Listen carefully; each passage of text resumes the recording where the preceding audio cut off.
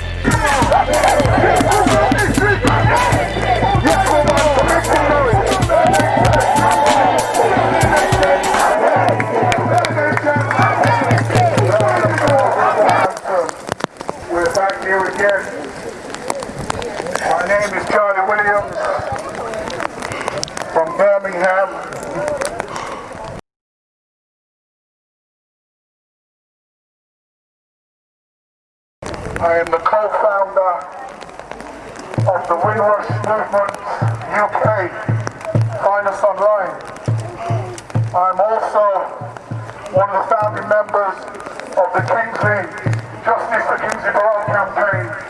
Many of you would have heard of, seen on your TV screens. This is one of the most fierce campaigns in the country. It denied police custody, Western police, one of many. And even though many of Now we're going to kick off our today. ships may be rocking, and we're on this journey of life. Many have lost sons and daughters Myself, I lost. My own son was murdered by South Yorkshire police. They hit him on the back of his head, knocked him unconscious, and left him to go into the canal where he drowned.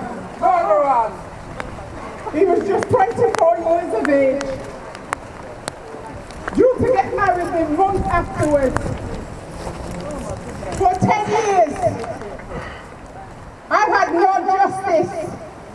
For 10 years, South Yorkshire police have insisted that they will investigate it, but yet there has been no investigation.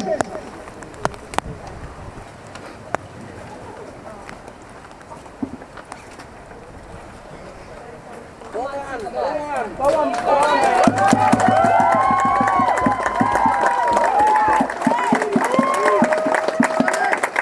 My family is torn apart, but I have with me my good friends, Gilroy and Phoebe and Coronet and Renee, who does work in the black community, and the strength of strangers, people I didn't even know, came to my aid, and they were saying, we support you. Black lives do matter. Absolutely.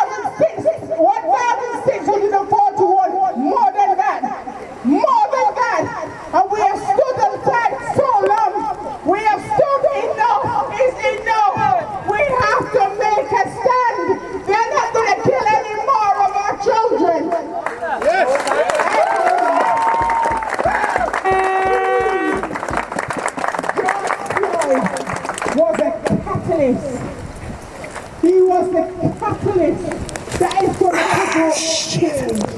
But we have to stand together, black people. We have to stand together. If we don't stand together, nothing's going to change. The authorities are hoping that we'll get tired, we'll get weary. The devil is a liar. We will rise. Amen. Can all those who are speaking today, if they come up to the front, all the speakers come up to the front. Okay, so we have no time to waste. Yes, my brother.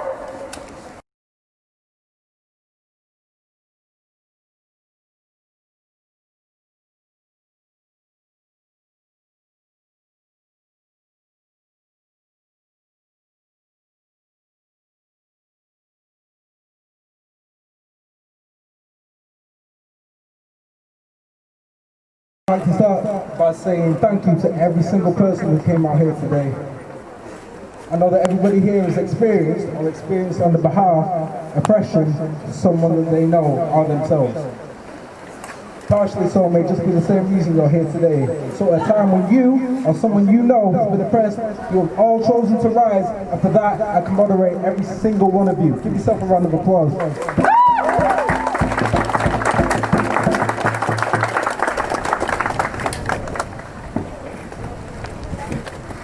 I was asked to come on behalf of my own experience by my father, somewhere over here, at a time when police questioned my actual intentions and I was a suspected criminal solely based on the colour of my skin and my appearance. I was entering a nightclub with my friends for an overdue night out when I was stopped by a bouncer who said that the police wanted to speak to me.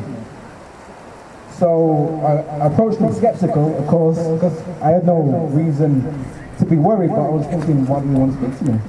So Without any warning, I was grabbed on both of my wrists and pressed up against the wall. I was told that I loosely matched the description of a white to mixed race male wearing a white t-shirt in central Birmingham. I tried to explain I'm a student with no criminal record and that I was just here trying to have a good time, but I was handcuffed and held throughout the whole entire stop and search. My ID was taken and read aloud to the public, and I was questioned frequently while all my friends tried to vouch for me that I had nothing to do with any stolen possessions. The police officers vigorously searched me all over, and these ill-trained supposed upholders and enforcers of the law ruined my night. I requested an invoice for the stop and search by both of the officers, and I questioned why was it that I was treated like an animal to be locked up. The first woman said, I stop everyone on my stop and searches because I don't know if someone's going to harm me. So I reiterated to her that you don't take into account the humiliation of the participants of the stops. How everybody going past saw me as a criminal, and regardless of what I had done or what I had not done, I was seen as a criminal.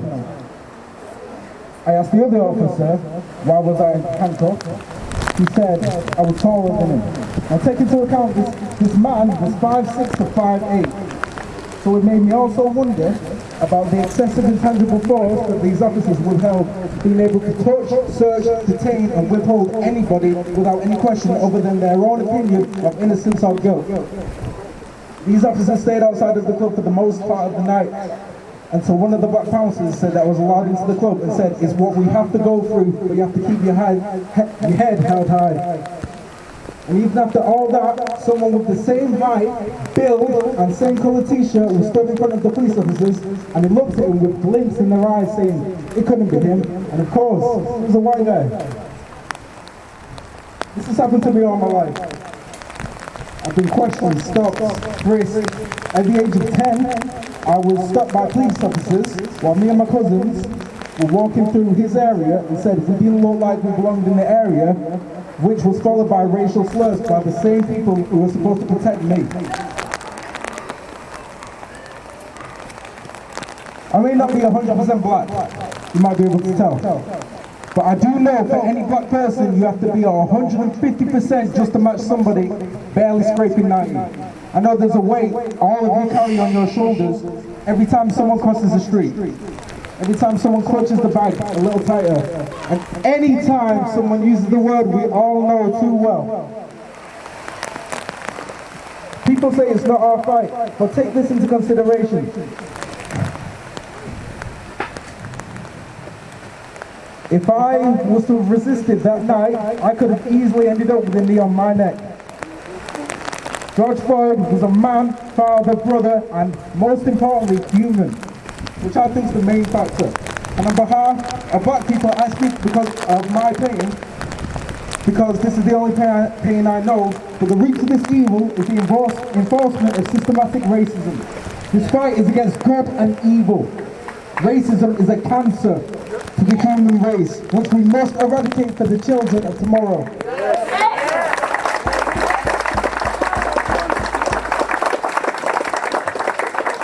Now, just to speak from the heart now, I'd like to finish with a Malcolm X quote.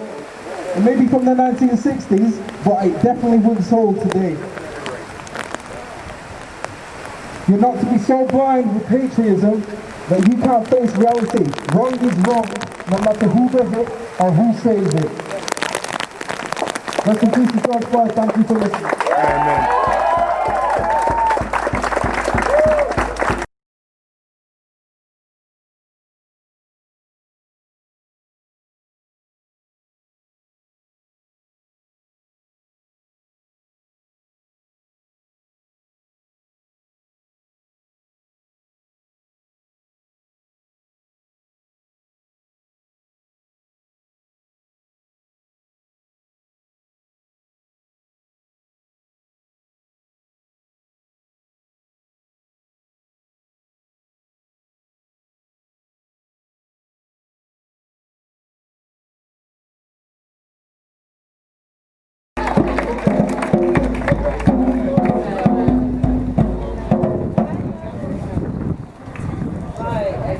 So our next guest is Sarah. Now this girl me being brave, and she's actually not me.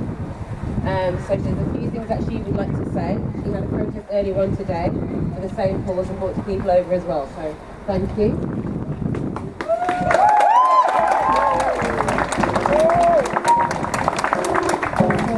So this is a bit of written word that I wrote for this cause, and I want to read it.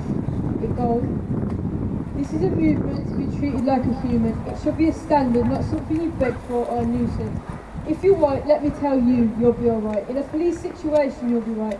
Let me ask you, when's the last time you asked a friend, are you alright? Because that's a human right? So what's the difference? Because we haven't been hurt by the system, but for some reason they have no reason to oppress them or arrest them. This is the excuse of a messed up system. Now our patience is running thin. It's beyond cruel how black people feel worthless in their skin. I'll tell each and every one of you, beauty comes from within. But your skin is by far the most beautiful I've ever seen."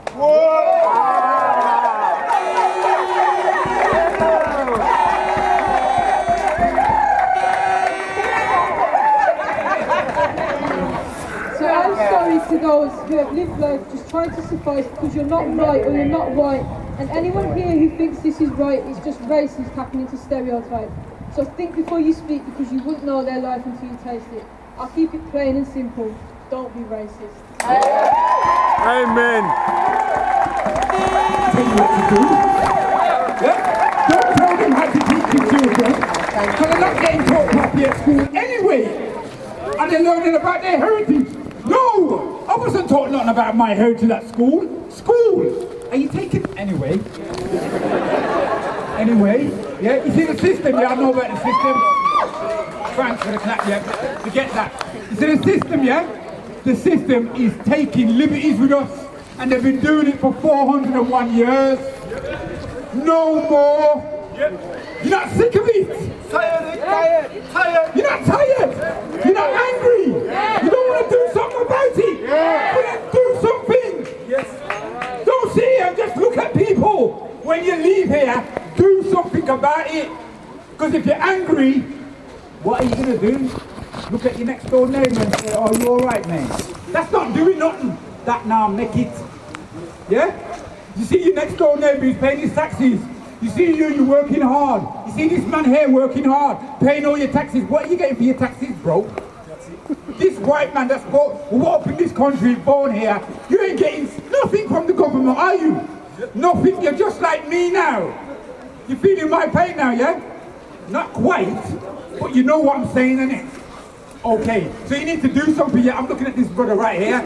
You understand my pain, innit, bro? Yeah? You feel like this country's not working for you no more. The government's not working for you, bro. So then you need to do something. You need to start using your own brains now. You can't sit there and wait for the Queen to tell you what to do. The Commonwealth, don't get me started. The Commonwealth Games in Birmingham this year are supposed to be in it. That's my city. The Commonwealth Games. Device is connected. What? Do they represent me, the Queen? Are you having a laugh? Look what they did to us, man. They don't represent us. What do people tell me about the Queen? They're bringing so much money to this country. Go away with that. We're done with all that now, yeah? Yeah? We're all done with that now, yeah? Power to the people!